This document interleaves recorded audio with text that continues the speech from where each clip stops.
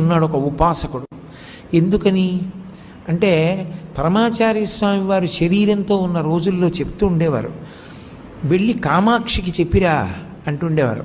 మీరు నమ్మండి, ఇప్పటికీ కామాక్షి అమ్మవారి దేవాలయానికి 9 మార్లు ప్రదక్షిణం చేసి అమ్మవారికి మన కోరికని త్రికరణ శుద్ధిగా సశరీరురాలై అమ్మవారు ఉంది అనుకుని మీకొచ్చిన భాషలో మీరు అమ్మవారికి మీ కోరిక చెప్పి 9 పళ్ళిస్తే పరిష్కారాన్ని ఆవిడ చెప్పేస్తుంది. దాని జోలికి మీరు వెళ్ళొచ్చో వెళ్ళకూడదో చెప్పేస్తుంది ఆవిడ.